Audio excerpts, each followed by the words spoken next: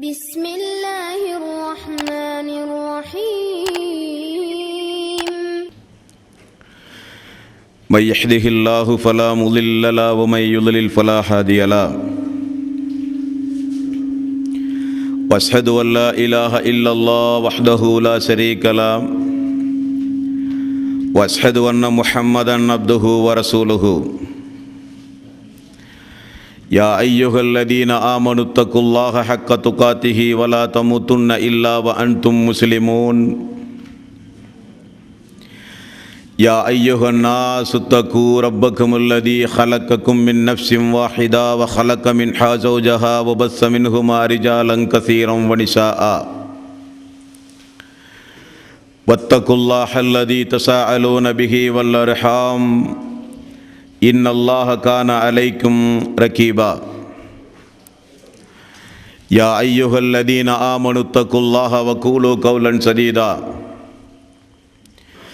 يصلح لكم أعمالكم ويغفر لكم ذنوبكم ومن يطع الله ورسوله فقد فاز فوزا عظيما فإن خير الحديث كتاب الله وخير الحدي حدي محمد صلى الله عليه وسلم وشر الأمور محدثاتها وكل محدثة بدعة وكل بدعة ضلالة وكل ضلالة في النار. வார்த்தைகளில் சிறந்தது அல்லாஹுடைய வார்த்தை என்றும் வழிகாட்டுதலில் சிறந்தது நபிகள் நாயகம் ஸல்லல்லாஹு அலைஹி வஸல்லம் அவர்களுடைய வழிகாட்டுதல் என்றும் காரியங்களில் மிக மிக கெட்டது மார்க்கத்தில் பித்அத்துகளை உண்டாக்குவது, ஒவ்வொரு பித்அத்தான காரியங்களும் வழிகேடுகள் அனைத்தும் உங்களை நரகில் கொண்டு போய் சேர்க்கும் என்று நபிகள் நாயகம் ஸல்லல்லாஹு அலைஹி வஸல்லம் அவர்கள் தங்களுடைய ஒவ்வொரு சொற்பொழிவின் துவக்கத்திலும் இந்த மனித சமூகத்திற்கு நினைவுறுத்தியதை இந்த நல்ல சந்தர்ப்பத்தில் வந்தமர்ந்து கேட்டுக்கொண்டிருக்கின்ற உங்களது சிந்தனையிலும் ஆரம்பமாக அந்த நபிமொழியை நினைவுபடுத்தி எனது உரையை ஆரம்பம் செய்கிறேன். இணை வைத்தல், பித்அத்துகள், அனாச்சாரங்கள், மூட பழக்க வழக்கங்கள், சடங்கு சம்பிரதாயங்களை விட்டும் அமல்களை பாழாக்கி மறுமை நாளில் நரகத்திற்கு அழைத்து செல்லுகின்ற அனைத்து தீய எண்ணங்கள், நடவடிக்கைகளை விட்டும் நம் எல்லோரையும் அல்லாஹ் காப்பாற்றி அல்லாஹ்வினுடைய மார்க்கத்தில் சொல்லப்பட்ட சட்டதிட்டங்களுக்கு ஏற்ப நாம் நம்முடைய வாழ்வை அமைத்து மரணிக்கின்ற பொழுது உண்மை முஸ்லீமாக மரணித்து மறுமை நாளில் வெற்றி பெறுகின்ற ஒரு கூட்டத்தில் அல்லாஹ் நம் எல்லோரையும் ஆக்கி அருள் புரிவானாக. அன்பார்ந்த சகோதரர்களே, தாய்மார்களே, பெரியோர்களே, அல்லாஹ்வினுடைய மாபெரும் கிருபையினால் சிறப்புமிக்க இந்த ரமலானுடைய மாதத்தில் விடைபெறும் பயணம் என்கிற ஒரு தலைப்பின் கீழ் நம்முடைய ஈமானுக்கு தேவையான, நம்முடைய தக்குவாவுக்கு தேவையான, நம்முடைய மறுமை வாழ்வுக்கு தேவையான பல்வேறு சம்பவங்களை நாம் இந்த தலைப்பின் கீழ் தொடர்ந்து நாம் அறிந்து வருகிறோம். அந்த வரிசையில் நேற்றைய தினம் நோயின் மூலம் மரணிக்கக்கூடியவர்கள் இந்த உலகத்தில் அல்லாஹுவால் நமக்கு நோய் நொடிகள் வழங்கப்பட்டால் அதற்காக வேண்டி இறை விசுவாசிகள் பதட்டப்பட வேண்டிய அவசியமில்லை. நோய் ஏற்படுகிற அன்பர்கள் கடைபிடிக்க வேண்டிய ஒழுங்குமுறைகள், நெறிமுறைகள் என்ன என்பதையெல்லாம் நேற்றைய தினம் நாம் பார்த்தோம். அதைத் தொடர்ந்து இன்றைக்கு பொதுவாக அல்லாஹுவால் படைக்கப்பட்ட மனித சமூகத்தை சார்ந்த நமக்கு அல்லாஹு தாலா எல்லோருக்கும் ஒரே மாதிரியான மரணத்தை அல்லாஹு தாலா விதிப்பதில்லை. மரணங்களில் பல வகைகள் உண்டு. அதில் எந்த வகை மரணம் அல்லாஹ்வினுடைய அருளுக்குரிய மரணம், எந்த வகை மரணம் அல்லாஹ்வினுடைய கோபத்திற்கு உரிய மரணம், எந்த வகை மரணத்திலே இருந்து நபிகள் நாயகம் ஸல்லல்லாஹு அலைஹி வஸல்லம் அவர்கள் பாதுகாப்பு தேடினார்கள், எப்படிப்பட்ட மரணத்தை அல்லாஹ்வினுடைய அருளுக்குரிய மரணம் என்று ரசூலுல்லாஹி ஸல்லல்லாஹு அலைஹி வஸல்லம் அவர்கள் கூறினார்கள் என்பதையெல்லாம் இன்ஷா அல்லாஹ் இன்றைய தினம் நாம் பார்க்கவிருக்கிறோம். அல்லாஹு தஆலா 56வது அத்தியாயத்தின் 60வது வசனம், இந்த வசனத்தில் அல்லாஹ் குறிப்பிடுகிறான், நஹ்னு கத்தர்னா பைனக்குமுல் மௌத வமா நஹ்னு பிமஸ்பூகின்,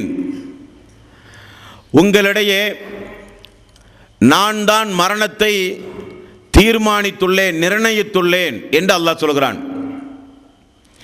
யார் யார் எந்தெந்த வகையில் எந்தெந்த முறையில் இந்த உலகத்தில் மரணிக்க வேண்டும் என்பதை நான் தான் தீர்மானிக்கிறேன் என்று அல்லாஹு தஆலா அவனுடைய அருள்மறையாம் திருமறை குர்ஆனிலே குறிப்பிடுகிறான். அப்படியானால் எந்த நேரமும் நமக்கு மரணம் சம்பவிக்கலாம். அந்த மரணம் நமக்கு நேருகிற அந்த நேரத்தில் நாம் எப்படிப்பட்டவர்களாக இருக்க வேண்டும், எப்படிப்பட்டவர்களாக இருத்தல் கூடாது, இதைத்தான் இந்த நாளிலே பார்க்கவிருக்கிறோம். முதலாவதாக அல்லாஹ் சொல்கிறான், 2வது அத்தியாயத்தின் 161வது வசனம், இந்த வசனத்தில் இன்னல்லதீன கஃபரு வமாத்து வஹும் குஃபார் உலாயிக அலைஹிம் லஅனத்துல்லாஹி வல் மலாயிகத்தி வன் நாஸி அஜ்மஈன், யார் ஒருவர் நிராகரித்து இஸ்லாத்தை, அல்லாஹுவை, அவனுடைய வேதத்தை, அவனுடைய தூதரை, அவனுடைய சட்டதிட்டங்களை நிராகரித்த நிலையிலேயே யார் மரணிக்கிறார்களோ அவர்களை அல்லாஹு தஆலா மேலும் வானவர்கள் இன்னும் மனிதர்களே இருக்கிற எல்லோரும் அவர்களை சபிக்கிறார்கள். யார் ஒருவர்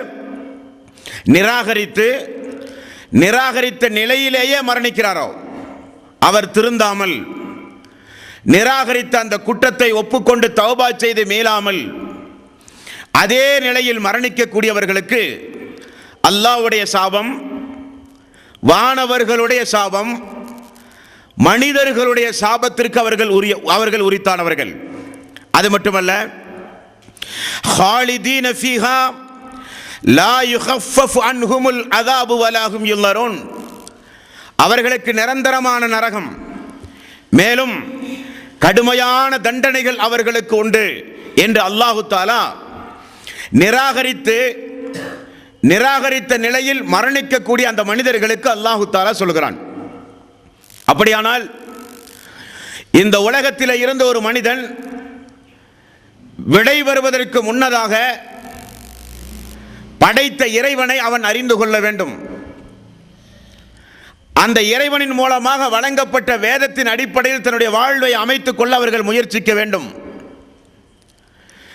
இறுதி தூதராக அல்லாஹுவால் அனுப்பப்பட்ட நபிகள் நாயகம் ஸல்லல்லாஹு அலைஹி வஸல்லம் அவர்களை அவர்கள் ஏற்றுக்கொண்டு இஸ்லாத்தை ஒப்புக்கொண்டு அந்த நிலையில் அவர்கள் மரணித்தால் அவர்கள் தப்பித்து விடுவார்கள். இல்லாவிட்டால் ஹாலிதீன ஃபீஹா, நிரந்தரமான நரகம், மிக கடுமையான வேதனை அவர்களுக்கு உண்டு என்று அல்லாஹு தஆலா குறிப்பிடுகிறான்.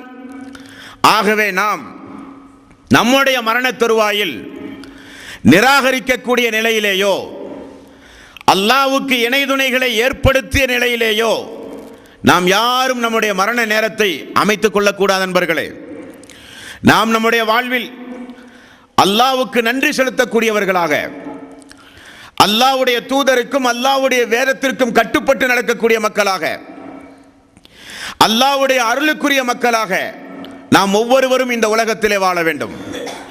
அல்லாஹ்வுக்கு இணை துணைகளை ஏற்படுத்தி கொண்டு இந்த உலகத்தில் வாழுகிற முஸ்லிம்கள் மரணத்திற்கு முன்னதாக, சக்கராத்துடைய வேதனைக்கு முன்னதாக அவர்கள் தங்களுடைய வாழ்வை திருத்திக் கொண்டால் நல்லது என்பது அல்லாஹ்வுடைய மிக கடுமையான எச்சரிக்கை. அடுத்தது அல்லாஹு தஆலா இன்னும் ஒரு மரணத்தை சொல்லுகிறான். அல்லாஹு தஆலா 4வது அத்தியாயத்தின் 18வது வசனம். இந்த வசனத்தில் அல்லாஹ் குறிப்பிடுகிறான், வலைஸத்தி தௌபத்து லில்லதீன யஅமலூன ஸய்யிஆத் ஹத்தா இதா ஹலர அஹதஹுமுல் மௌத் கால இன்னி துபுத்துல் ஆன் வலல்லதீன யமூத்தூன வஹும் குஃபார். யார் ஒருவர் தொடர்ந்து பாவங்களை செய்து கொண்டே இருந்து, பாவங்களை செய்வது அல்லாஹ்விடத்திலே மன்னிப்பு தேடுவது, பாவங்களை செய்வது அல்லாஹ்விடத்திலே மன்னிப்பு தேடுவது, அல்லது மன்னிப்பு தேடாமல் தொடர்ந்து பாவமான காரியத்திலேயே எந்த ஒரு அல்லாஹ்வை பற்றியுள்ள அச்சம் இல்லாமல் பாவத்தை தொடர்ந்து செய்வது.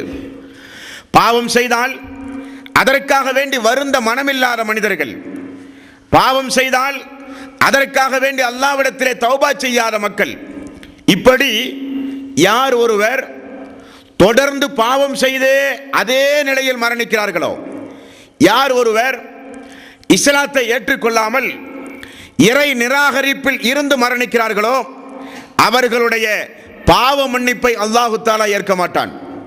மேலும் உலாயிக அஅததுனா லஹும் அதாபன் அலீம், இத்தகையவர்களுக்கு துன்பப்படுத்தக்கூடிய மிக கடுமையான வேதனையை நான் சித்தப்படுத்தி இருக்கிறேன் என்றும் அல்லாஹு தஆலா சொல்கிறான். பொதுவாகவே மரண தருவாய் என்பது, சக்கராத்துடைய நேரம் என்பது எல்லா மனிதர்களும் அழுது புறம்புகிற நேரம், மிக கடுமையாக எல்லோரும் பிரார்த்தனை செய்கிற நேரம். அது எந்த மாதிரியான பிரார்த்தனை, எப்படிப்பட்ட பிரார்த்தனை என்பதையெல்லாம் தொடர்ந்து நாம் நம்முடைய வகுப்பில் இன்ஷா அல்லாஹ் பார்க்கவிருக்கிறோம். ஆனால் அல்லாஹ் சொல்கிறான், தொடர்ந்து பாவத்தை செய்து கொண்டே இருந்து ரஹ்மானை ஒரு விளையாட்டாக கருதி, படைத்த இறைவனை ஒரு கேலிக்குரியவனாக கருதி, படைத்த இறைவனின் மீது எந்த ஒரு அச்சமும் இல்லாமல் தொடர்ந்து இந்த உலகத்தில் அழிச்சாட்டியங்கள் புரிந்து பாவங்கள் செய்து பெரும்பாவங்கள் என்று அல்லாஹும் அல்லாஹ்வுடைய ரசூலும் எவைகளையெல்லாம் பட்டியல் போட்டு நமக்கு எச்சரித்தார்களோ அவைகளையெல்லாம் ஆடம்பரமாக, சுகபோக வாழ்வுக்காக, உலக இன்பத்திற்காக அவைகளையெல்லாம் இந்த உலகத்தில் செய்து தௌபா செய்யாமல் தொடர்ந்து பாவம் செய்து கொண்டே இருக்கிறார்களே, அவர்களுக்கு திடீரென அந்த மரணம் வரும் பொழுது அவர்களுடைய தௌபா ஏற்றுக்கொள்ளப்படாது. இறை நிராகரிப்பாளர்களுடைய தௌபா ஏற்றுக்கொள்ளப்படாது. தௌபாவினுடைய வாசல் அடைக்கப்படும். மேலும் அதே நிலையில் மரணிக்கக்கூடியவர்களுக்கு மிக கடுமையான வேதனைகளும் துன்பங்களும் உண்டு என்று அல்லாஹு தஆலா அவனுடைய அருள்மறையாம் திருமறை குர்ஆனிலே குறிப்பிடுகிறான். இது 2வது வகையான மரணம். அல்லாஹு தஆலா இந்த நிலைகளில் இருந்து நம் எல்லோரையும் அல்லாஹ் காப்பாற்ற வேண்டும். மேலும் நபிகள் நாயகம் ஸல்லல்லாஹு அலைஹி வஸல்லம் தன்னுடைய வாழ்வில் நிறைய பிரார்த்தனைகளை செய்திருக்கிறார்கள் நண்பர்களே. அந்த துஆவில் நஸஈ என்கிற நபிமொழி தொகுப்பில் 5436வது நபிமொழி. இந்த நபிமொழியில் நபிகள் நாயகம் ஸல்லல்லாஹு அலைஹி வஸல்லம் ஒரு 7 வகையான மரணத்திலே இருந்து அல்லாஹ்விடத்திலே பிரார்த்தனை தேடி இருக்கிறார்கள். அது எந்த 7 வகையான மரணம்? யா அல்லாஹ், உருண்டு விழுந்து மரணிப்பதை விட்டும் உன்னிடம் பாதுகாவல் தேடுகிறேன். உருண்டு விழுந்து கால் தடுக்கி மலையிலிருந்து எங்காவது உயர்வான ஒரு இடத்திலே இருந்து உருண்டு விழுந்து திடீரென மரணிப்பதை விட்டும் யா அல்லாஹ் உன்னிடம் நான் பாதுகாவல் தேடுகிறேன். அல்லாஹுவே, இடிபாடுகளில் சிக்கி பூகம்பம் ஏற்பட்டோ, சுவர் இடிந்து விழுந்தோ, வீட்டில் உறங்கிக் கொண்டிருக்கிறோம், திடீரென வீடே இடிந்து அந்த இடிபாடுகளில் சிக்கி மரணிப்பதை விட்டும் அல்லாஹுவே உன்னிடம் நான் பாதுகாவல் தேடுகிறேன்.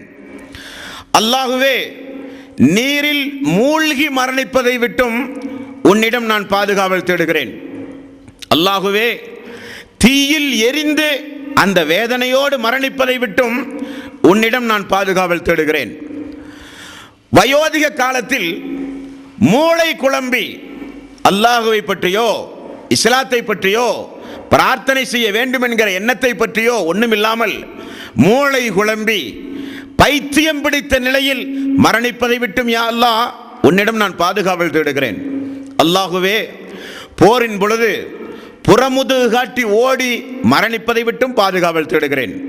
மேலும் விஷ ஜந்து கடித்து அந்த நிலையில் மரணிப்பதை விட்டும் பாதுகாவல் தேடுகிறேன். 7 வகையான மரணம்: உருண்டு விழுந்து மரணம், இடிபாடுகளில் சிக்கி மரணம், விஷஜந்தினுடைய தீண்டப்பட்டு மரணம், போரிலே இருந்து புறமுதுகு காட்டி ஓடி வருகிற பொழுது ஏற்படுகிற மரணம், நீரில் மூழ்கி உள்ள மரணம், தீயில் எரிந்து உள்ள மரணம், மேலும் விஷஜந்தால் தீண்டப்பட்ட உருண்டு விழுந்துள்ள மரணம். இப்படி 7 வகையான மரணத்தை நபிகள் நாயகம் ஸல்லல்லாஹு அலைஹி வஸல்லம் குறிப்பிட்டு, இந்த மரணங்களிலே இருந்து அல்லாஹுவே உன்னிடம் நான் பாதுகாவல் தேடுகிறேன் என்று குறிப்பிட்டார்கள்.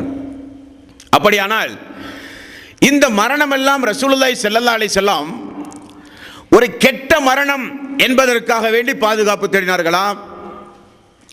இந்த வகையில் மரணிக்கக்கூடியவர்கள் எல்லாம் நரகத்திற்கு செல்லுவார்கள் என்பதற்காக வேண்டி ரசூலுல்லாஹி ஸல்லல்லாஹு அலைஹி வஸல்லம் பாதுகாப்பு தேடினார்களா? இந்த மரணம் எல்லாம் இந்த மரணத்திற்கு உரியவர்களுக்கு ஜனாசா தொழுகை இல்லை என்பதற்காக வேண்டி பாதுகாப்பு தேடினார்களா?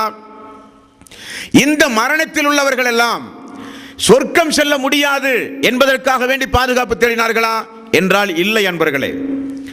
இதெல்லாம் ஒரு மனிதனுக்கு வருகிற திடீர் மரணம். திடீர் மரணம் வருவதை நபிகள் நாயகம் ஸல்லல்லாஹு அலைஹி வஸல்லம் விரும்பாத காரணத்தினால்தான், அவர் அது குறித்து எந்த வகையிலும் விருப்பம் தெரிவிக்காத காரணத்தினால்தான் ரசூலுல்லாஹி ஸல்லல்லாஹு அலைஹி வஸல்லம் அது குறித்து பாதுகாப்பு தேடியுள்ளார்கள். உதாரணத்திற்கு, நபித்தோழரிடத்தில் ரசூலுல்லாஹி ஸல்லல்லாஹு அலைஹி வஸல்லம் கேட்டார்கள், ஷஹீதுடைய அந்தஸ்தில் உள்ள மரணம் எது என்று உங்களுக்கு தெரியுமா? வார்த்தையை பாருங்கள். திருமதி என்கிற புகாரி என்கிற நபிமொழி தொகுப்பிலும் திருமதி என்கிற நபிமொழி தொகுப்பிலும் இந்த நபிமொழிகளை பார்க்கலாம். ரசூலுல்லாஹி ஸல்லல்லாஹு அலைஹி வஸல்லம் பாதுகாப்பு தேடி அந்த பிரார்த்தனையில், அந்த மௌத்தில், புகாரியில் 2822வது நபிமொழி. இந்த நபிமொழியில் இன்னும் ஒரு துவாவில் இன்னொரு மௌத்திலே இருந்தும் ரசூல் ஸல்லல்லாஹு அலைஹி வஸல்லம் பாதுகாப்பு தேடினார்கள். அது என்ன மரணம்? யா அல்லாஹ், தள்ளாத வயதில் நான் மரணிப்பதை விட்டும். தள்ளாத வயதில் மரணிப்பதை விட்டும் என்றால் என்ன பொருள்? ஒரு சில வயது முதிர்ந்த நேரம் உண்டு. அந்த நேரத்தில் நாம் நம்முடைய தேவையே நிறைவேற்ற முடியாது. யாராவது உண்ண கொடுத்தால் தான் நம்மால் உண்ண முடியும்.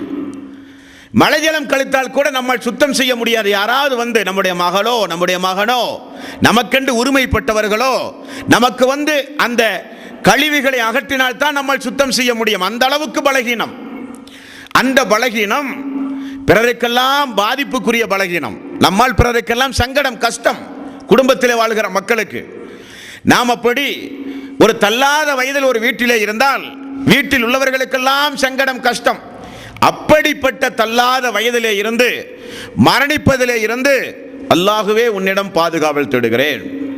ஏனென்றால் ரசூலுல்லாஹி ஸல்லல்லாஹு அலைஹி வஸல்லம் அதிக வயதுடைய மனிதர்களாக இந்த உலகத்தில் வாழ்ந்து மரணிக்க ரசூல் ஸல்லல்லாஹு அலைஹி வஸல்லம் மனிதர்களிலேயே சிறந்தவர்கள் என்றும் அல்லாஹ்வுடைய ரசூல் சொன்னார்கள். உதாரணத்துக்கு பாருங்கள், திருமதியில் 2282வது நபிமொழி.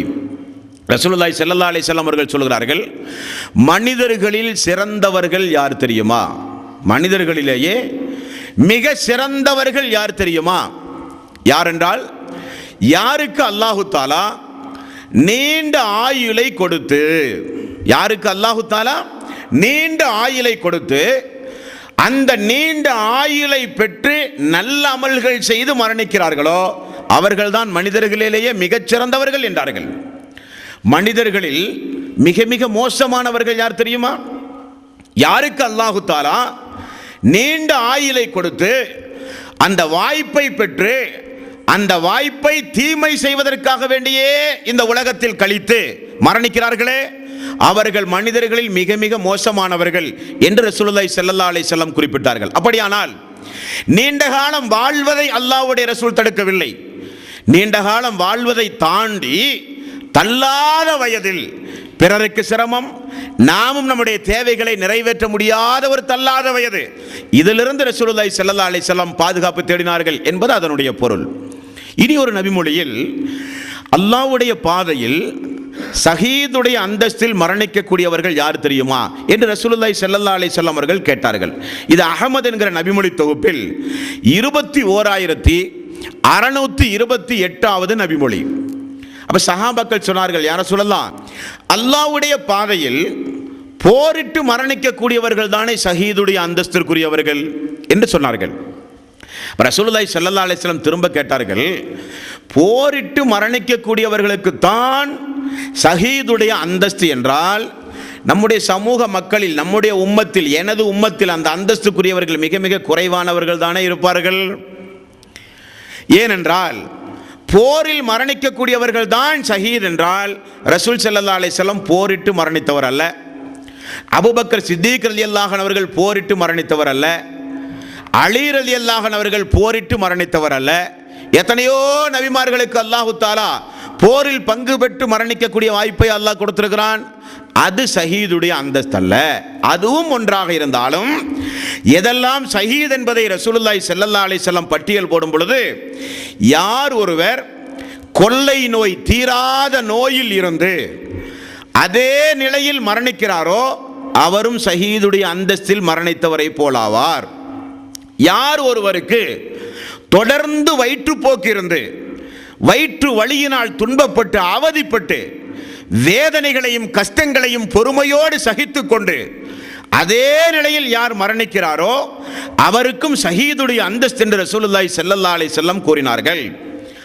எந்த ஒரு பெண் பிரசவ நேரத்தில் திடீரென அந்த பிரசவ நேரத்தில் மரணித்து விடுகிறாளோ அந்த பெண்ணும் ஷஹீதுடைய அந்தஸ்தில் மரணித்தவளாவாள் என்றும் நபிகள் நாயகம் ஸல்லல்லாஹு அலைஹி வஸல்லம் அவர்கள் கூறினார்கள். அன்பர்களே, மேலும் ஒரு நபிமொழி நபிகள் நாயகம் ஸல்லல்லாஹு அலைஹி வஸல்லம் அவர்கள் குறிப்பிடுகிறார்கள், 5 வகையான மரணம் ஷஹீதுக்குரிய அந்தஸ்திற்குரிய மரணம் என்றார்கள். 5 வகையான மரணம். அந்த 5 வகையான மரணம் எது? அதிலும் இந்த கொள்ளை நோய், வயிற்றுப்போக்கு, எந்த கட்டிட இடிபாடுகளிலே இருந்து மரணிப்பதை விட்டும் ரசூலுல்லாஹி ஸல்லல்லாஹு அலைஹி வஸல்லம் பாதுகாப்பு தேடினார்களோ, இந்த நபிமொழியில் பாருங்கள், கட்டிட இடிபாடுகளில் சிக்கி யார் மரணிக்கிறார்களோ அவர்களுக்கு ஷஹீதுடைய அந்தஸ்து. நீரில் மூழ்கி மரணிப்பதை விட்டும் ரசூலுல்லாஹ் துஆ தேடினார். அல்லாஹ், நீரில் மூழ்கி மரணிப்பதை விட்டு முன்னிலம் பாதுகாவல் தேடுகிறேன் என்று ஒரு இடத்தில் பாதுகாப்பு தேடுகிறார். இன்னொரு இடத்தில் சொல்கிறார், நீரில் மூழ்கி யார் மரணிக்கிறார்களோ அவர்களுக்கு ஷஹீதுடைய அந்தஸ்து. அப்படியானால் இது எப்படி புரிந்து கொள்வது நண்பர்களே? பொதுவாக நபிகள் நாயகம் ஸல்லல்லாஹு அலைஹி வஸல்லம் முரண்பாடாக பேசக்கூடியவர் அல்ல. நபிகள் நாயகம் ஸல்லல்லாஹு அலைஹி வஸல்லம் ஒரு மரணத்திலே இருந்து துஆ செய்கிறார், யா அல்லாஹ் இந்த மரணத்திலே இருந்து எனக்கு நீ பாதுகாப்பு தா. அதே மரணத்தை ரசூலுல்லாஹி ஸல்லல்லாஹு அலைஹி வஸல்லம் அது ஷஹீதுடைய அந்தஸ்து என்று சொல்கிறார்கள். இமாம்கள், சங்கைக்குரிய அறிஞர் பெருமக்கள் இது குறித்து நமக்கு தெளிவுபடுத்தும் போது சொல்கிறார்கள், எவைகளை விட்டும் ரசூலுல்லாஹி ஸல்லல்லாஹு அலைஹி வஸல்லம் பாதுகாப்பு தேடினார்களோ அது தீய மரணம் என்பதற்காக வேண்டி அல்ல. பொதுவாக திடீர் மரணம் ஒரு மனிதனுக்கு வந்தால் அவன் எப்படிப்பட்ட நெருக்கடிக்கு அவன் ஆளாகிறான் என்று சொன்னால், அவனால் வாங்கிய கடனுக்கு வசியத்து செய்ய முடியாது. உண்மைதான். திடீரென்று ஒரு மரணம் வந்தால், வயோதிக காலத்தில் நோய்வாய்ப்பட்டு படுத்த கிடக்கையாக படுத்து குடும்பத்தார்களுக்கெல்லாம் வசியத்து செய்து, சொத்து பத்துகளை எல்லாம் வசியத்து செய்து, கடன்களை எல்லாம் கொடுத்து, நிறைய துவா செய்து, துவா ஓதி மேனிகளை எல்லாம் தடவி களிமா சொல்லி அல்லாஹ்விடத்தில் அதிகம் அதிகம் பிரார்த்தனை செய்து மரணிக்கிற எந்த ஒரு வாய்ப்பும் திடீரென மரணம் வருகிற மக்களுக்கு இருக்காது. திடீரென மரணம் வருவதைத்தான் நபிகள் நாயகம் ஸல்லல்லாஹு அலைஹி வஸல்லம் பாதுகாப்பு தேடினார்களே தவிர அப்படிப்பட்ட மரணம் தீய மரணம் அல்ல. காரணம், அது ஷஹீதுடைய அந்தஸ்து என்று ரசூலுல்லாஹி ஸல்லல்லாஹு அலைஹி வஸல்லம் அவர்கள் கூறினார்கள். அப்ப அப்படிப்பட்ட மரணம் வரும் பொழுது திடீரென விபத்து, திடீரென பூகம்பம், திடீரென வயிற்று நோய், திடீரென கொள்ளை நோய், இப்படிப்பட்ட சூழ்நிலைகளின் மூலம் ஒரு மனிதன் மரணித்தால் அது தீய மரணம் என்று சொல்லாதீர்கள். அப்படிப்பட்ட தீர்ப்பளிக்கிற உரிமை நமக்கு கிடையாது. அது ஷஹீத் என்கிற அந்தஸ்துக்குரிய மரணமாக கூட இருக்கலாம் என்று நபிகள் நாயகம் ஸல்லல்லாஹு அலைஹி வஸல்லம் நமக்கு விளக்கம் அளிக்கிறார்கள். நண்பர்களே, அடுத்த நபிமொழிகளை பாருங்கள். புகாரியில் 3474வது நபிமொழி. இந்த நபிமொழியில் அல்லாஹ்வுடைய ரசூல் சொல்லுகிறார், முன்னால் சென்று போன சமூகத்திற்கெல்லாம் அல்லாஹு தஆலா நோய்களை கொடுத்து அந்த சமூகத்தை வேதனை செய்து அழித்திருக்கிறான். நோய்களின் மூலம், தீராத நோய், அந்த மக்கள் எல்லாம் நிம்மதியை இழந்து தூதருக்கு மாறு செய்து இறை கட்டளையை புறக்கணித்த காரணத்தினால் அந்த மக்களுக்கு அல்லாஹு தஆலா தீராத நோய்களை கொடுத்து அந்த மக்களை அல்லாஹு தஆலா அழித்திருக்கிறான், வேதனை செய்திருக்கிறான் என்றெல்லாம் பார்க்கிறோம். ரசூலுல்லாஹி ஸல்லல்லாஹு அலைஹி வஸல்லம் அவர்கள் சொன்ன நபிமொழி தான் புகாரியில் 3474வது நபிமொழி. ரசூல் ஸல்லல்லாஹு அலைஹி வஸல்லம் அவர்கள் சொல்கிறார்கள், முன்னால் சென்று போன சமூகத்திற்கு அல்லாஹு தஆலா தீராத கொள்ளை நோய்களை எல்லாம் வேதனையாக அல்லாஹ் அருளி இருந்தான். ஆனால் எனது சமூகத்திற்கு அல்லாஹு தஆலா அதை அவனுடைய ரஹமத்தாக அல்லாஹ் மாற்றிவிட்டான் என்று நபிகள் நாயகம் ஸல்லல்லாஹு அலைஹி வஸல்லம் கூறினார்கள். அந்த அடிப்படையில் பாருங்கள், ஒரு ஊரில் கொள்ளை நோய் இருப்பதாக நீங்கள் அறிந்தால், பிளாக் நோய், உதாரணத்திற்கு அருகில் இருக்கிற திருப்பூர், அல்லாஹ் காப்பாற்ற வேண்டும், உதாரணத்திற்கு அந்த ஊரில் இப்படிப்பட்ட ஒரு நோய்க்கு ஆளாகி மக்கள் மரணிக்கிறார்கள் என்று உங்களுக்கு தெரிந்தால், அந்த ஊரில் வசிக்கக்கூடிய மக்களுக்கு ரசூல் ஸல்லல்லாஹு அலைஹி வஸல்லம் அவர்கள் சொன்னார்கள், அப்படிப்பட்ட நோய் உங்களுடைய பகுதிக்கு வந்தால் நீங்கள் பொறுமை காத்து, அல்லாஹ் நிச்சயம் இதை ஒரு நன்மைக்காக வேண்டிதான் நமக்கு தந்திருப்பான் என்கிற எண்ணத்தோடு அல்லாஹு தஆலா விரித்ததற்கு மாறாக ஒன்றும் நடக்காது என்று உறுதிபட அந்த ஊரில் இருந்து யாரெல்லாம் மரணிக்கிறார்களோ அவர்களுக்கு ஷஹீதுடைய அந்தஸ்து. இரண்டாவது, அப்படிப்பட்ட ஊரில் வசிக்கக்கூடிய மக்கள் வேறு ஊருக்கு இடம்பெயர்ந்து செல்லக்கூடாது, அது அந்த மக்களுக்குரிய கட்டளை. மூன்றாவது, வெளியில் இருக்கிற மக்கள் யாரும் அந்த ஊருக்கு பயணமும் செய்யக்கூடாது. ஷஹீதுடைய அந்தஸ்து என்பதற்காக எல்லோரும் திருப்பூருக்கு வண்டி ஏறி போக முடியுமா? முடியாது. எங்களுக்கு ஷஹீதுடைய அந்தஸ்து கிடைத்திருக்கிறது, எல்லோரும் எங்க ஊருக்கு வாங்கன்னு சொல்லி அவர்கள் அறிவிப்பு செய்ய முடியுமா? முடியாது. வந்தால், வருவதை விரும்பக்கூடாது, வந்தால் அதை சோதனையாக, வந்தால் அது அல்லாஹ்வுடைய கோபமாக பார்க்காமல் அல்லாஹ்வுடைய அருளாக பார்க்கிற மக்களுக்கு நபிகள் நாயகம் ஸல்லல்லாஹு அலைஹி வஸல்லம் அவர்கள் கூறினார்கள், அப்படி மரணிக்கக்கூடிய மக்கள் ஷஹீத் என்கிற அந்தஸ்தில் மரணிக்கிறார்கள் என்று ரசூலுல்லாஹி ஸல்லல்லாஹு அலைஹி வஸல்லம் அவர்கள் கூறினார்கள். புகாரியில் 3473, 3474 இரண்டு நபிமொழிகளிலும் நீங்கள் பார்க்கலாம். கொள்ளை நோய், பிளாக் நோய் ஏதாவது ஒரு ஊரில் வந்தால் பொறுத்து கொண்ட மக்களுக்கு ஷஹீதுடைய அந்தஸ்து. அந்த ஊரை தேடி நீங்களும் போகாதீர்கள், ஊருக்குள் உள்ள மக்கள் வெளியூருக்கும் வராதீர்கள், அது அல்லாஹ்வுடைய ரஹமத் என்று நபிகள் நாயகம் ஸல்லல்லாஹு அலைஹி வஸல்லம் அப்படிப்பட்ட மரணத்தை குறித்து கூறினார்கள். அடுத்த ஒரு சில மரணத்தை பாருங்கள். நேற்றைக்கு நம்ம நோயினுடைய நிறைய விஷயங்களை நேற்றைக்கு நாம் பார்த்தோம். இந்த நோயோடு மரணிக்கக்கூடிய மக்களுக்கு நபிகள் நாயகம் ஸல்லல்லாஹு அலைஹி வஸல்லம் எவ்வளவு சிறப்புகளை சொல்கிறார்கள் தெரியுமா?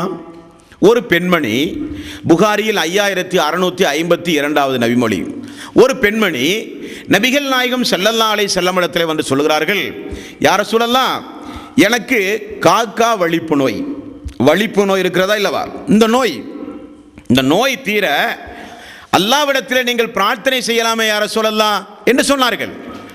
நபிகள் நாயகம் ஸல்லல்லாஹு அலைஹி வஸல்லம் அந்த பெண்ணிடத்தில் 2 சாய்ஸ் கொடுத்தார்கள். 2 வகையான வழிமுறைகளை தேர்ந்தெடுக்கிற உரிமையை அந்த பெண்ணுக்கு ரசூல் ஸல்லல்லாஹு அலைஹி வஸல்லம் அவர்கள் சொன்னார்கள். பெண்ணே, நான் துஆ செய்தால் அல்லாஹ் பொருந்திக் கொண்டால் நிச்சயம் இந்த வலிப்பிலிருந்து, இந்த நோயிலிருந்து நீங்கள் குணமடையலாம்.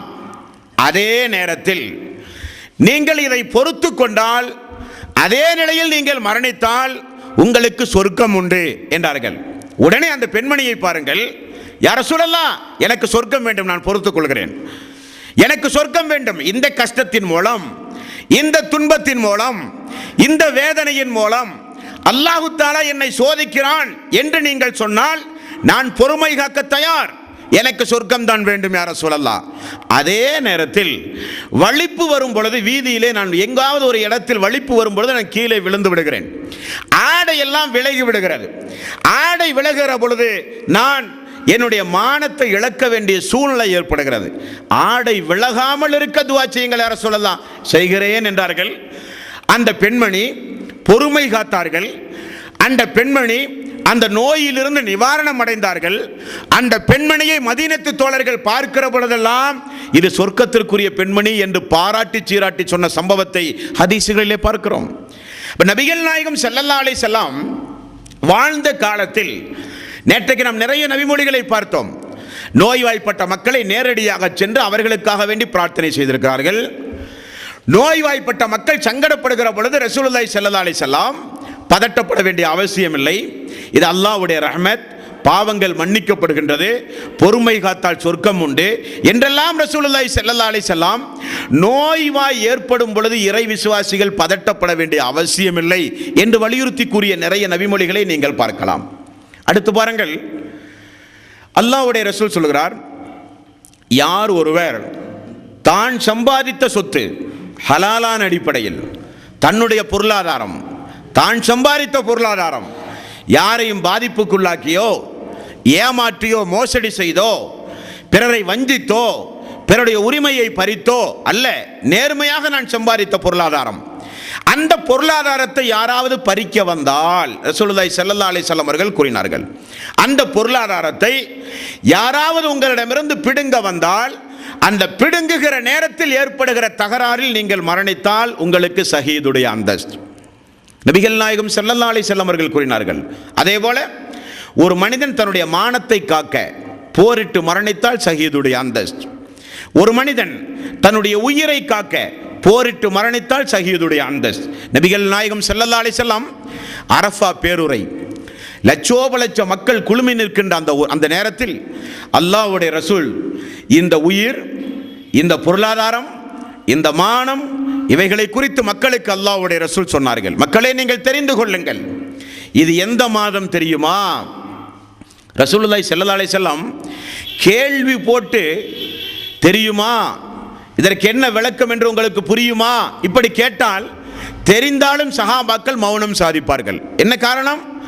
திடீரென வஹி வந்து வேறு ஏதாவது புதிய சட்டம் ரசூலுல்லாஹி ஸல்லல்லாஹு அலைஹி வஸல்லம் அவர்களின் மூலமாக நமக்கு கிடைக்குமோ என்பதற்காக வேண்டி சஹாபாக்கள் சொல்வார்கள், அல்லாஹ்வும் அல்லாஹ்வுடைய ரசூலுமே அறிந்தவர்கள். சஹாபாக்களுக்கு தெரியாதா அது எந்த மாதம் என்று? துல்ஹஜ் மாதம். ரசூலுல்லாஹி ஸல்லல்லாஹு அலைஹி திரும்ப கேட்டார்கள், இது எந்த இடம் என்று தெரியுமா? எல்லோருக்கும் தெரியும், அது அரஃபா என்று. எல்லாரும் சொல்கிறார்கள், அல்லாஹ்வும் அல்லாஹ்வுடைய ரசூலுமே அறிந்தவர்கள். நபிகள் நாயகம் ஸல்லல்லாஹு அலைஹி வஸல்லம் அவர்கள் சொன்னார்கள், இந்த மாதம் துல்ஹஜ் மாதம் எப்படி புனிதமானதோ, இந்த அரஃபா பெருவழி எப்படி புனிதமானதோ, புனிதமிக்க கௌபா எப்படி புனிதமானதோ, அதே போல உங்களுடைய சகோதரர்களுடைய பொருளாதாரம் உங்களுக்கு புனிதமானது, அவர்களுடைய இரத்தம் உங்களுக்கு புனிதமானது, அவர்களுடைய மானம், அவர்களுடைய தன்மானம் பாதுகாப்பது உங்களுக்கு புனிதமானது என்று ரசூலுல்லாஹி ஸல்லல்லாஹு அலைஹி வஸல்லம் அவர்கள் கூறினார்கள். ஆகவேதான் அதற்கு ஒரு களங்கம் ஏற்படும் பொழுது, அந்த பொருளாதாரத்தை இழக்க வேண்டிய ஒரு சூழ்நிலை ஏற்படும் பொழுது, யாராவது பறிக்கவோ திருடவோ கொள்ளையடிக்கவோ முயற்சி செய்யும் பொழுது அதற்காக வேண்டி போராடி முயற்சி செய்து நீங்கள் மரணத்தை தழுவினால் பதட்டப்பட வேண்டிய அவசியம் இல்லை, அது ஷஹீதுடைய அந்தஸ் என்று நபிகள் நாயகம் ஸல்லல்லாஹு அலைஹி வஸல்லம் அவர்கள் கூறினார்கள். அன்பர்களே, மேலும் நபிகள் நாயகம் ஸல்லல்லாஹு அலைஹி வஸல்லம் அவர்கள் சொன்னார்கள், மார்க்கத்திற்காக போராடுகிறவன் அல்லாஹ்வுடைய பாதையில் போரிட்டு மரணித்தவனை போல் ஆவான். மார்க்கத்திற்காக, மார்க்கத்தின் அடிப்படையில் இபாதத்து செய்த நிலையில் ஒரு மனிதன் மரணிக்கும் பொழுது, குர்ஆன் ஓதுகிற நிலையில் மரணித்தால், தொழும் பொழுது மரணித்தால், நோன்பு நோட்ட நிலையில் மரணித்தால், ஹஜ் செய்கிற நிலையில் மரணித்தால், இப்படி மார்க்கத்திற்காக வேண்டி மார்க்க சட்டங்களை நடைமுறைப்படுத்துகிற பொழுதோ, மார்க்க உபதேசம் செய்யும் பொழுதோ, மார்க்கத்தை படிக்கும் பொழுதோ, மார்க்கத்தை எழுதும் பொழுதோ, மார்க்க விளக்கம் சொல்லும் பொழுதோ ஒரு மனிதன் மரணித்தால் நபிகள் நாயகம் ஸல்லல்லாஹு அலைஹி வஸல்லம் அவர்கள் சொன்னார்கள், அல்லாஹ்வுடைய அருளுக்குரிய மரணம் என்றார்கள் ரசூலுல்லாஹி ஸல்லல்லாஹு அலைஹி வஸல்லம். உதாரணத்திற்கு, நீங்கள் இஹ்ராமுடைய நேரத்தில் இஹ்ராமுடைய ஆடை அணிந்து நீங்கள் மரணித்தால், ரசூலுல்லாஹி ஸல்லல்லாஹு அலைஹி வஸல்லம் காலத்தில் ஒட்டகத்தில் இருந்து கீழே விழுந்து இஹ்ராமுடைய நிலையில் ஒரு மனிதர் மரணித்து விடுகிறார். நபித்தோழர் நபிகள் நாயகம் ஸல்லல்லாஹு அலைஹி வஸல்லம் அவர்கள் சொன்னார்கள், இவரை குளிப்பாட்டுங்கள், கபனிடும் பொழுது தலையை மறைக்காதீர்கள். காரணம், இவர் மறுமை நாளில் தல்பியா சொன்னவராகவே எழுப்பப்படுவார். பார்த்தீர்களா, ஒரு இபாதத்துடைய நிலையில் மரணிக்கும்போது இதற்கெல்லாம் ஒரு அடிப்படை உண்டு. அது கடைசியில் இன்ஷா அல்லாஹ் பார்ப்போம். மேலோட்டமாக இந்த செயல்பாடுகள் எல்லாம் நல்ல நல்ல செயல்பாடுகள். நாகர்கோவிலில் நம்முடைய ஜம்மியத் அஹ்லில் குர்ஆன் வல் ஹதீஸ் அமைப்பினுடைய தலைமையகத்தில் நடந்த ஒரு அதிசய சம்பவத்தை பாருங்கள். ஃபஜ்ர் நேரத்தில் திறந்து பாங்கு சொல்லுகிற உரிமை அண்டை வீட்டில் இருக்கிற ஒரு பெரியவருக்கு கொடுக்கப்பட்டது. அவர்தான் எப்பொழுதும் அதிகாலை பொழுதே வந்து பள்ளியெல்லாம் கூட்டி சுத்தமிட்டு லைட்டெல்லாம் போட்டு மோட்டார் போட்டு தண்ணியெல்லாம் உதவி செய்கிறவர்களுக்கு ஏற்பாடு செய்து அதற்குரிய எல்லா பொறுப்பும் அவருக்கு தான் கொடுக்கப்பட்டிருந்தது. அவர் அதே போல் ஒரு நாள் எல்லா ஏற்பாடுகளையும் செய்து சஃபிலே அத்தஹியாத்திலே அமர்ந்து கொண்டிருக்கிறார். எல்லா மக்களும் வந்து சுன்னத்தெல்லாம் தொழுது இக்காமத்து கொடுப்பதற்கு நேரம் வந்தவுடன் போய் தட்டுகிறார்கள். அதே நிலையில் மரணித்து விட்டார். இப்படிப்பட்ட மரணங்கள். இனி பாருங்கள், முஸ்லீம் என்கிற நபிமொழி தொகுப்பு வெளியே வந்திருக்கிறது, 4 பாகம். நாமெல்லாம் ஒரு 1000 ரூபாய் செலவழித்தால் அந்த நபிமொழி தொகுப்பு நம்முடைய வீடுகளுக்கு வந்துவிடும். ஆனால் அவரை பற்றி ஒரு சிறிய ஒரு குறிப்பு. இமாம் முஸ்லீம் யார் தெரியுமா? புகாரி ரஹ்மத்துல்லாஹி அலைஹி அவர்களுடைய புகாரி ஹதீஸ் என்று சொல்லுகிறோமே, அவருடைய மாணவர் தான் இமாம் முஸ்லீம் ரஹ்மத்துல்லாஹி அலைஹி. இவர் 1100 ஆண்டுகளுக்கு முன்னால் வாழ்ந்த மிகப்பெரிய சங்கைக்குரிய மிகப்பெரிய ஒரு இமாம். புகாரி இமாம் இடத்தில் பாடம் படித்திருந்தாலும் ஹதீஸ் துறையில் மிகப்பெரிய அளவில் தேர்ச்சி பெற்றார். ஈராக், சவுதி அரேபியா, எகிப்து போன்ற பல இடங்களுக்கும் சுற்றித்திருந்து ஹதீஸுகளை திரட்டி வரக்கூடிய சமூகத்திற்கு ரசூலுல்லாஹி ஸல்லல்லாஹு அலைஹி வஸல்லமுடைய பொன்மொழிகளை பாதுகாத்து வழங்க வேண்டும் என்பதற்காக வேண்டி வாழ்க்கையை அர்ப்பணித்த ஒரு மிகப்பெரிய தியாகி. இவருடைய வாழ்க்கை குறிப்பு உங்களுக்கு தெரியுமா? இவர் எப்படி மௌத்தா போனார்ண்டு? சுப்ஹானல்லாஹ். சமீபத்தில் தான் நானும் கேட்டறிந்தேன். மிகப்பெரிய ஒரு ஆச்சரியம். அல்லாஹு தாலா அவருடைய கபருடைய வாழ்வை, மறுமையுடைய வாழ்வை பெரிய அளவில் அல்லாஹு தாலா வெற்றியாக அமைத்துக் கொடுக்க நாம் எல்லாம் பிரார்த்தனை செய்ய கடமைப்பட்டிருக்கிறோம். அந்த இமாம் மரணிப்பதற்குள் அல்லாஹு தாலா நமக்கு வழங்கிய இந்த மார்க்கத்திற்கு எதையாவது ஒன்றை செய்து தான் மரணிக்க வேண்டும். வெறுமனே மரணிக்கக்கூடாது. அது மிகப்பெரிய துரோகம். இந்த மார்க்கத்திற்கு செய்கிற துரோகம், வருகிற தலைமுறைக்கு செய்கிற துரோகம். நான் முஸ்லீம் என்றால், இஸ்லாத்தை ஏற்றுக்கொண்டால் எதையாவது ஒன்றை இந்த இஸ்லாத்திற்கு செய்யாமல் நான் மரணிக்கவே கூடாது. ஒன்று படிக்க வேண்டும், படித்த மார்க்கத்தையாவது குறைஞ்சபட்சம் மக்களுக்கு சொல்ல வேண்டும், அல்லது வருகிற தலைமுறை பயனுள்ள வகையில் எதையாவது ஒன்றை செய்யாமல் மரணித்தால் அது மிகப்பெரிய துரோகம். ஆகவே தன்னுடைய 15 ஆண்டு காலத்தை, எத்தனை வருஷம்? 15 ஆண்டு காலத்தை இந்த சங்கைக்குரிய இமாம் 3 லட்சம் ஹதீஸை திரட்டுவதற்கு செயல்படுத்தி இருக்கிறார். 3 லட்சம் ஹதீஸ். நமக்கெல்லாம் இப்போ எவ்வளோ வயசாச்சு? 42, 40, 45, 50 எவ்வளோ வயதுடையவர்கள் இருக்கிறோம். நம்மெல்லாம் எத்தனை ஹதீஸை குறைஞ்சபட்சம் தெரிஞ்சிருப்போம்? குர்ஆன் ஓத தெரியுமா நம்மில் யாருக்காவது? தெரியாது. காரணம், ஒரு பொடும்போக்கு. தெரிஞ்சு என்ன செய்ய போகிறோம்? ஓதி என்ன செய்ய போகிறோம்? பொடும்போக்கு. அது மிகப்பெரிய தவறு அன்பர்களே. இது நம்முடைய மார்க்கத்திற்கு நாம் செய்கிற மிகப்பெரிய துரோகம். இது நம்முடைய கடமை. அல்லாஹ்வுடைய வேதத்தை கற்றுக்கொள்வது நம்முடைய கடமை. இந்த இமாமை பாருங்கள், 15 ஆண்டு காலத்தை 3 லட்சம் ஹதீஸை திரட்டுவதற்காக வேண்டியே செலவிட்டு 3 லட்சம் ஹதீஸுகளையும் சேகரித்து தன்னுடைய ஆசிரியர் இமாம் புகாரி அவர்கள் சொல்லுகிற நபிமொழிகளையும் கேட்டுணர்ந்து கடைசியில் யூதர்களுடைய ஊடுருவல், பொய்யான தகவல், இட்டுக்கட்டப்பட்ட செய்தி அனைத்தையும் அவர் களைந்து இந்த சமூகத்திற்கு 5770 நபிமொழிகளை மிக சுத்தமாக வழங்கியவர் இமாம் முஸ்லிம். அவருடைய மரணம் எப்படிப்பட்ட மரணம்? முஸ்லீம் ஹதீஸை பார்த்தீங்கன்னு சொன்னாலே அந்த கித்தாவை பார்த்தா உங்களுக்கு கொஞ்சம் வித்தியாசம் தெரியும். எப்படின்னா, திருமதி இமாம், புகாரி இமாம், நசை இமாம் இவங்களுடைய ஹதீஸை தொகுத்து வழங்கிய பாடத்திட்ட முறைகளை பார்த்தால் ஒலுவுக்கு பிறகு பாங்கு, பாங்குக்கு பிறகு சுத்தம், சுத்தத்துக்கு பிறகு தொழுகை, தொழுகைக்கு பிறகு ஜக்காத், இப்படி தான் பாட அமைப்பு முறை. ஆனால் முஸ்லீம் ஹதீஸை பார்த்தீங்கன்னு சொன்னால் கொஞ்சம் வித்தியாசமாக தான் இருக்கும், கொஞ்சம் முன்பின்னாக இருக்கும். என்ன காரணம்? பாடத்திட்டத்தை அமைப்பதற்கு முன்னதாகவே அந்த இமாம் இறந்து போய்விட்டார். பின்னால் வந்தவர்கள் தான் பாடத்திட்டத்தை அமைத்தார்கள் என்பது கூடுதலான ஒரு குறிப்பு. ஆனால் பேரிச்சம்பழத்தை அருகிலே வைத்து திரட்டப்பட்ட நபிமொழிகளை சிந்தித்துக் கொண்டு இந்த நபிமொழி ரசூலுல்லாஹி ஸல்லல்லாஹு அலைஹி வஸல்லம் எதற்காக வேண்டி சொல்லியிருப்பார் என்று ஆய்வு செய்து கொண்டிருக்கும் பொழுதே உயிர் போன ஒரு மிகப்பெரிய ஒரு இமாம் தான் இமாம் முஸ்லிம் ரஹ்மத்துல்லாஹி அலைஹி. அவருடைய கிதாபில் இருக்கிற ஒரு ஹதீஸ் என்னைக்காவது நம்ம படிச்சிருப்போமா? படிச்சிருக்க மாட்டோம். அது காசு கொடுத்து வாங்கி வீட்டில் இருக்கக்கூடிய குடும்பத்தார்களுக்கு எடுத்து சொல்லியிருப்போமா? சொல்லியிருக்க மாட்டோம். ஏன் நான் இதை சொல்லுகிறேன் என்றால், நபிகள் நாயகம் ஸல்லல்லாஹு அலைஹி வஸல்லம் மார்க்கத்திற்காக வேண்டி உழைத்த நிலையில் ஒரு மனிதன் மரணிக்கும் பொழுது அவனுக்கு ஷஹீதுடைய அந்தஸ்து, அல்லாஹ்வுடைய பாதையில் போரிட்டு மரணித்த அந்த ஷஹீதுடைய அந்தஸ்து என்று ரசூலுல்லாஹி ஸல்லல்லாஹு அலைஹி வஸல்லம் அவர்கள் சொன்னார்கள். உங்களுக்கு தெரியுமா? மறுமை நாளில் நரகத்திற்கு அல்லாஹு தஆலா ஹராமாக்கிய ஒரு சில மனித உறுப்புகள் உண்டு. நரகத்திற்கு ஹராமாக்கிய மனித உறுப்பு எது? சுஜூது செய்யும் பொழுது அந்த சுஜூதின் மூலம் நெற்றியில் ஏற்படுகிற தழும்பு நரக நெருப்பு தீண்டாது. நரக நெருப்புக்கு அல்லாஹு தஆலா ஹராமாக்கி இருக்கிறான். மார்க்கத்தை பாதுகாப்பதற்காக வேண்டி கண் விழித்த ஒரு அடியானுடைய கண் நரகத்திற்கு ஹராம். ரசூலுல்லாஹி ஸல்லல்லாஹு அலைஹி வஸல்லம் அவர்கள் கூறினார்கள், மார்க்கத்திற்காக வேண்டி கண் விழித்து படித்து, மார்க்கத்திற்காக வேண்டி ஆய்வு செய்து, மார்க்கத்தை பிற மக்களுக்கு சொல்வதற்காக வேண்டி பயணங்கள் செய்து, இப்படியே மார்க்கத்திற்காக வேண்டி உழைத்த ஒரு அடியான் அதே நிலையில் மரணிக்கும் பொழுது அவருக்கும் நல்ல மரணத்தினுடைய நிலையை நபிகள் நாயகம் ஸல்லல்லாஹு அலைஹி வஸல்லம் அவர்கள் கூறினார்கள். தோழர்களே, அடுத்தது நபிகள் நாயகம் ஸல்லல்லாஹு அலைஹி வஸல்லம் சொன்னார்கள், ஜிஹாத்தில் மிகச்சிறந்த ஜிஹாத் எது தெரியுமா? ஜிஹாத்தினுடைய அக்பர் என்றார்கள். பெரிய ஜிஹாத், ஜிஹாத்தினுடைய மிகப்பெரிய ஜிஹாத் எது தெரியுமா? நீங்கள் வசிக்கக்கூடிய பகுதியில் ஒரு கொடுங்கோலன் இருந்தால், அநியாயக்காரன் இருந்தால், அக்கிரமக்காரன் இருந்தால், அவனிடத்திலே போய் நீங்கள் சத்தியத்தை சொல்லுவது.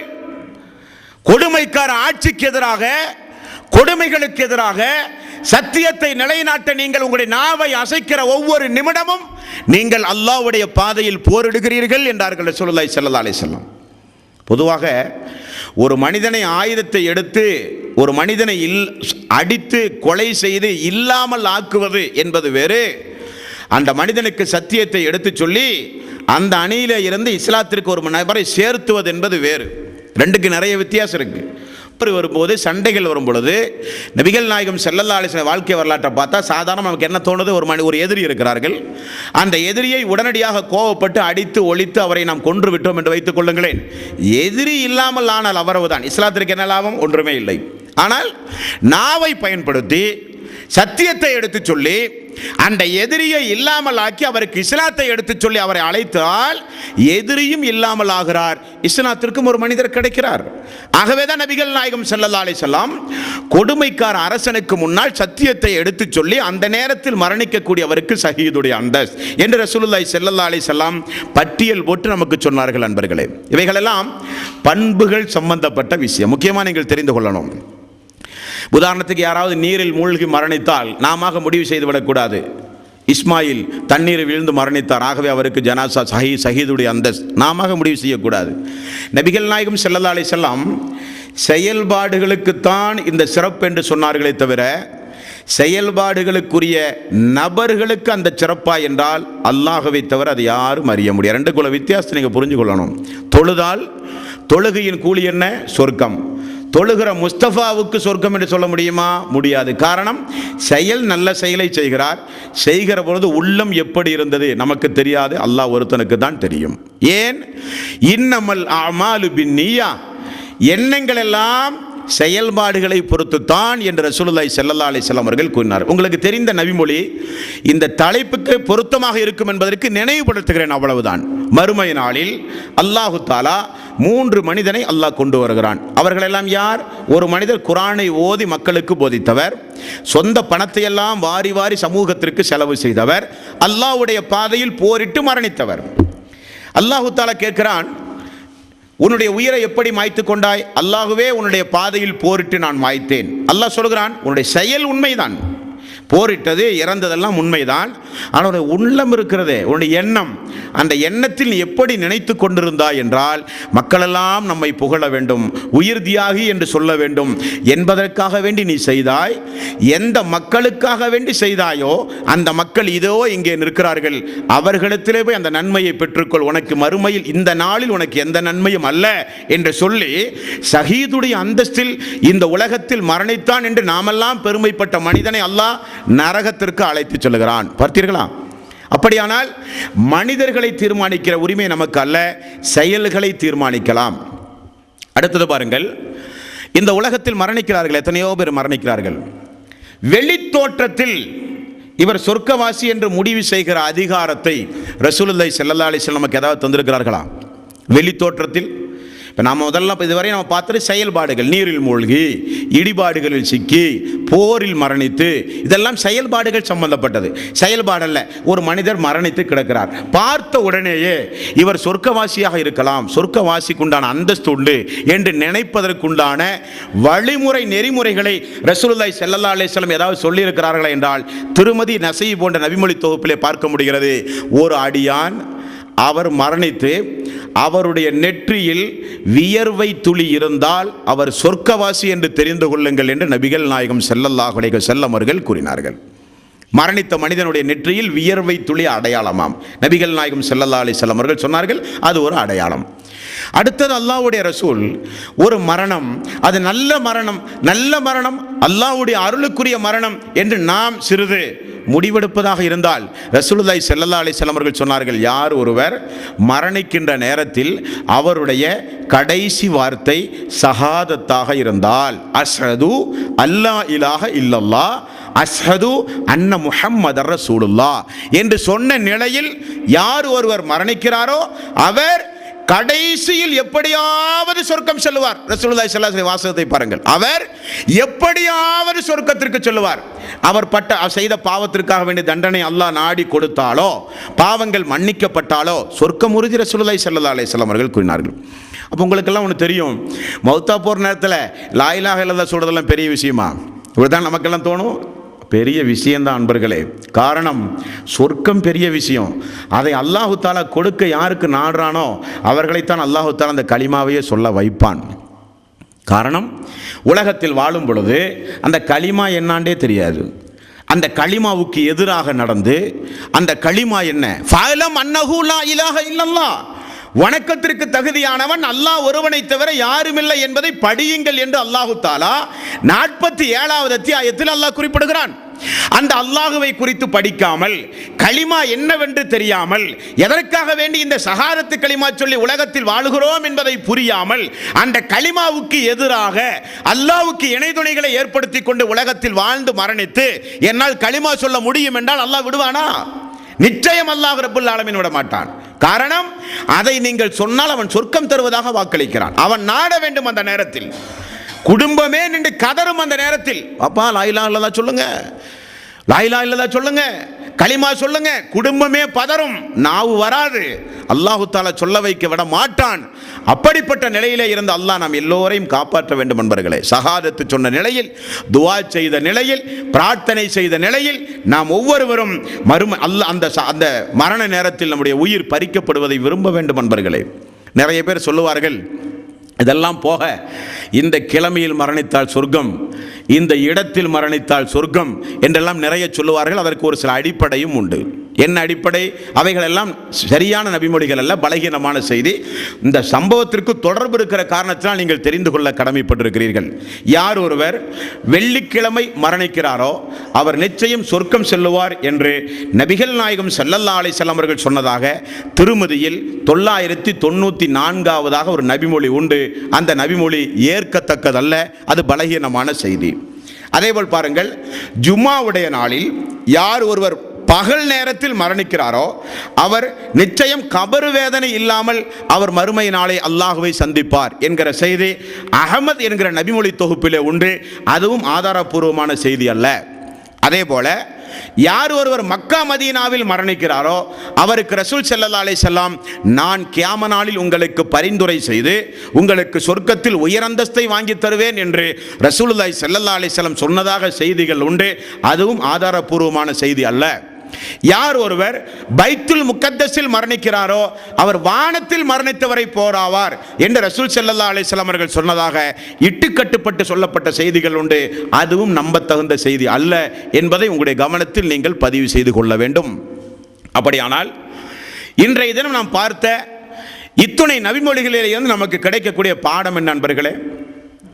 எந்த நேரமும் நம்முடைய உள்ளத்தில் கசடுகள் இல்லாமல், பொறாமை இல்லாமல், வஞ்சக எண்ணம் இல்லாமல், அல்லாஹ்வுக்கு எதிராக சிந்திக்கின்ற எண்ணம் இல்லாமல், அல்லாஹ்வுக்கு கட்டுப்பட்டு நடக்கின்ற உள்ளம் உடையவர்களாக 24 மணி நேரம் நம்முடைய வாழ்வை நாம் அமைத்துக் கொள்ள வேண்டும். காரணம், நபிகள் நாயகம் ஸல்லல்லாஹு அலைஹி வஸல்லம் அவர்கள் சொன்ன ஒரு செய்தி முஸ்லிம் என்கிற நபிமொழி தொகுப்பில் 3869வது நபிமொழி. அந்த நபிமொழியை பார்த்தால் உங்களுக்கு சட்டென தெரிந்துவிடும். என்ன சொல்கிறார்கள்? ஒரு இறை விசுவாசி அவர் எப்பொழுதும் மார்க்கத்தை பற்றியே சிந்தித்துக் கொண்டிருப்பார். ஷஹீதுடைய மரணம் வேண்டும் என்று விரும்பிக் கொண்டே இருப்பார். தன்னுடைய மரணம் அல்லாஹ்வுடைய அருளுக்குரிய மரணமாக வேண்டும் என்று அவர் எப்பொழுதும் எண்ணிக்கொண்டே இருப்பார். அந்த வாய்ப்பு தனக்கு கிடைக்காதா என்று ஆர்வத்தோடே இருப்பார். அந்த வாய்ப்பை எதிர்பார்த்து கொண்டே இருப்பார். அப்படிப்பட்ட ஒரு மனிதர் சாதாரணமாக இரவில் தூங்கச் சென்றார். தூக்கத்திலேயே அவருக்கு மௌத்து வந்துவிட்டது என்றாலும் அவருக்கு ஷஹீதுடைய அந்தஸ்து. சாதாரணமான மௌத்துக்கு எப்படி ஷஹீதுடைய அந்தஸ்து? சாதாரணமான மௌத்துக்கு எப்படி அல்லாஹு தஆலா ஷஹீதுடைய அந்தஸ்தை கொடுக்கிறான் என்றால் எண்ணத்தை தான் அல்லாஹு தஆலா பார்க்கிறான். அதுதான் மிக முக்கியமாக நீங்கள் கவனிக்கப்பட வேண்டும். நம்முடைய எண்ணம் மிக மிக தூய்மையானதாக இருக்க வேண்டும். ஒரே ஒரு சின்ன ஒரு உதாரணம். ரசூலுல்லாஹி ஸல்லல்லாஹு அலைஹி வஸல்லம் தொழுது கொண்டிருக்கிறார்கள். அந்த ஜமாத்தை பின்பற்ற வேண்டும் என்பதற்கு நபித்தோழர் ஓடோடி வருகிறார். வாசலில் வந்த உடனே தொழுகை முடிந்து விட்டது. நபித்தோழருக்கு மிகப்பெரிய வருத்தம். ரசூலுல்லாஹி ஸல்லல்லாஹு அலைஹி வஸல்லம் சொன்னார்கள், நீங்கள் தனியாக தொழுங்கள், ஜமாத்தோடு தொழுத நன்மை உங்களுக்கு உண்டு என்றார்கள். எப்படி அவருடைய எண்ணம் ஜமாத்து வேண்டும் என்று முயற்சி செய்து ஓடோடி வந்தார்.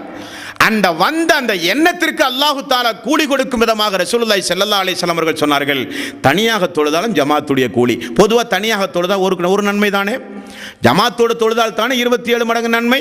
ஆனால் ரசூலுல்லாஹி ஸல்லல்லாஹு அலைஹி வஸல்லம் அவர்கள் சொன்னார்கள், நீங்கள் தனியாக தொழுங்கள், உங்களுக்கு 27 மடங்கு கூலி என்றார்கள். ஆக இஸ்லாத்தின் அடிப்படை எண்ணம் நன்றாக இருக்க வேண்டும். எண்ணம் நல்ல நிலையில் இருந்து திடீரென மரணம் வந்தாலோ அல்லது தூங்குகிற நேரத்தில் மரணம் வந்தாலோ அல்லது மேற்சொன்ன அடிப்படையில் உங்களுக்கு மரணம் சம்பவித்தாலோ நிச்சயம் அல்லாஹு தஆலா உங்களை கைவிட மாட்டான்.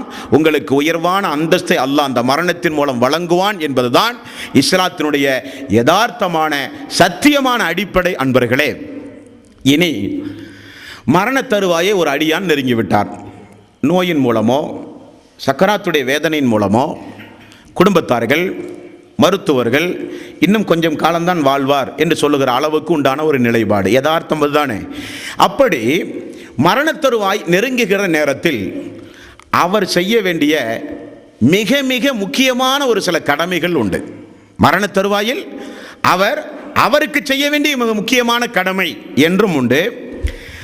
அவருக்காக அவரை சுற்றி இருக்கிற குடும்பத்தார்கள் செய்ய வேண்டிய கடமை என்றும் உண்டு. இதெல்லாம் ரூஹு வாங்குவதற்கு முன்னால் உள்ள சட்டங்கள். ஒரு மனிதர் மரணத்திற்கு முன் ஏற்பாடாக, அப்படி வைத்துக் கொள்ளுங்களேன், மரணம் வரப்போகிறது, அதற்கு முன் ஏற்பாடாக அவர் செய்ய வேண்டிய ஒரு சில வழிமுறைகளை நபிகள் நாயகம் ஸல்லல்லாஹு அலைஹி வஸல்லம் அவர்கள் நமக்கு கற்றுத்தந்துள்ளார்கள். அந்த வழிமுறைகள் என்ன என்பதை இன்ஷா அல்லாஹ் நாளைய தினம் நாம் பார்ப்போம். வ ஆகிரு தஅவானா அனில் ஹம்துலில்லாஹி ரப்பில் ஆலமீன்.